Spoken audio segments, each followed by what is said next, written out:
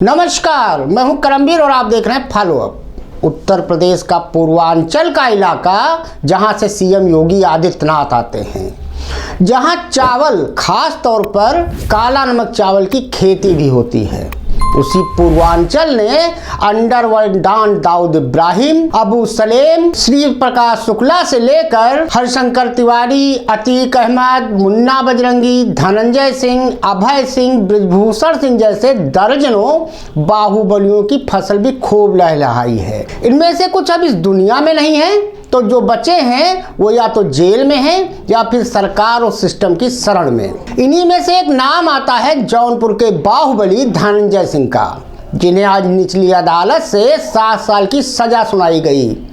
अब इसे महज इत्तेफाक कहें या सोची समझी टाइमिंग कि ऐन लोकसभा चुनाव से ठीक पहले धनंजय को जेल में बुक कर दिया गया, वो भी तब जब उन्होंने चुनाव लड़ने का ऐलान अभी पिछले दिनों ही कर रखा था। ऐसे में एक सवाल जरूर उठता है कि आखिर जब ये जग जाहिर है कि धनंजय के संबंध भाजपा से हमेशा ही मधुर रहे हैं, तो आखिर भाजपा उन्हें आज तक अपनी पार्टी में बचा क्यों नहीं पा रही, जबकि धनंजय के ही एक पुराने साथी और अब दुश्मन कहे जाने वाले अभय सिंह ताजा भाजपा की शरण में आ चुके हैं।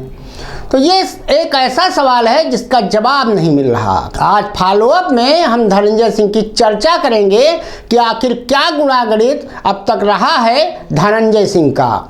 धनंजय ने इस बार भी जौनपुर से लोकसभा चुनाव लड़ने का इरादा जताया था। उन्होंने 2 मार्च को एक्स पर अपनी पोस्ट में कहा था कि साथियों तैयार रहिए, लक्ष्य बस एक लोकसभा 73 जौनपुर। दरअसल नमामि गंगे के प्रोजेक्ट मैनेजर अभिनव सिंघल के अपहरण, रंगदारी मांगने, धमकाने और आपराधिक साजिश के मामले में एडीजे चतुर्थ विशेष न्यायाधीश एमपी एमएलए शरद कुमार त्रिपाठी की अदालत ने बुधवार यानी आज पूर्व सांसद धनंजय सिंह और उनके सहयोगी संतोष विक्रम सिंह को 7 साल के कठोर कारावास की सजा सुनाई है।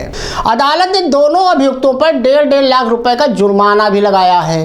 अदालत ने कहा है कि इस मामले में अभियुक्तगण द्वारा जेल में बिताई गई अवधि सजा की अवधि में समायोजित की जाएगी। अदालत के आदेश से दोनों अभियुक्तों को न्यायिक अभिरक्षा में जिला जेल भेज भी दिया गया है। इसके साथ ही ये भी तय हो गया कि अब धनंजय सिंह लोकसभा और विधानसभा चुनाव नहीं लड़ पाएंगे। पूर्व सांसद धनंजय सिंह पर अपहरण के मामले में धारा 364 के तहत 50,000 व रंगदारी के मामले में धारा 386 के तहत 25,000 का दंड लगा है। धनंजय ने कहा है कि नमामि गंगे परियोजना के तहत हो रहे भ्रष्टाचार के खिलाफ मैंने आवाज उठाई थी, इसलिए यह कार्रवाई मुझ पर की गई है।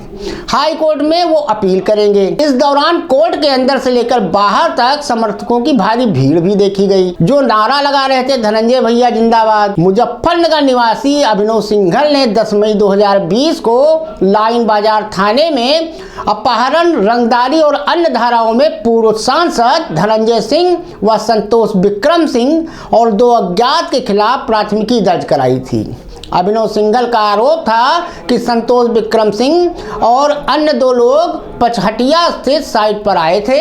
वहां से असलहे के बल पर 4 पहिया वाहन से उनका अपहरण कर मोहल्ला काली कुत्ती स्थित धनंजय सिंह के घर ले जाया गया था। धनंजय सिंह पिस्टल लेकर आए और गाली गलौज करते हुए उनकी फर्म को कम गुणवत्ता वाली सामग्री की आपूर्ति करने के लिए दबाव डालने लगे। उनके इनकार करने पर धमकी देते हुए धनंजय सिंह ने रंगदारी मांगी। किसी प्रकार से उनके चंगुल से निकलकर लाइन बाजार थाने गए सिंघल और आरोपियों के खिलाफ तहरीर देकर कार्रवाई की मांग की। पुलिस ने धनंजय सिंह को उनके आवास से गिरफ्तार कर कोर्ट में पेश किया था, जहां से वो न्यायिक हिरासत में जेल भेज दिए गए थे। इलाहाबाद हाईकोर्ट से जमानत पर धनंजय जेल से बाहर आए थे। जौनपुर के पूर्व सांसद बाहुबली धनंजय सिंह का आपराधिक इतिहास 3 दशक से ज्यादा समय का है। पुलिस डोजियर के मुताबिक धनंजय सिंह के खिलाफ साल 1991 से 2023 के बीच जौनपुर, लखनऊ और दिल्ली में 43 आपराधिक मुकदमे दर्ज किए गए। इनमें से 22 मामलों में अदालत ने धनंजय सिंह को दोष मुक्त कर दिया है। 3 मुकदमे शासन ने वापस ले लिए हैं। हत्या के एक मामले में धनंजय की नामजदगी गलत पाई गई और धमकाने से संबंधित एक प्रकरण में पुलिस की ओर से अदालत में फाइनल रिपोर्ट दाखिल की जा चुकी है। ये पहला मामला है जिसमें धनंजय को दोषी करार कर सजा सुनाई गई है।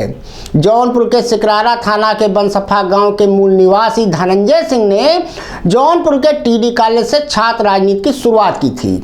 इसके बाद लखनऊ विश्वविद्यालय में अभय सिंह से दोस्ती हुई। उसके बाद हत्या, सरकारी ठेकों से वसूली, रंगदारी जैसे मुकदमों में नाम आने लगा। देखते ही देखते धनंजय सिंह का नाम पूर्वांचल से लेकर लखनऊ तक सुर्खियों में छा गया।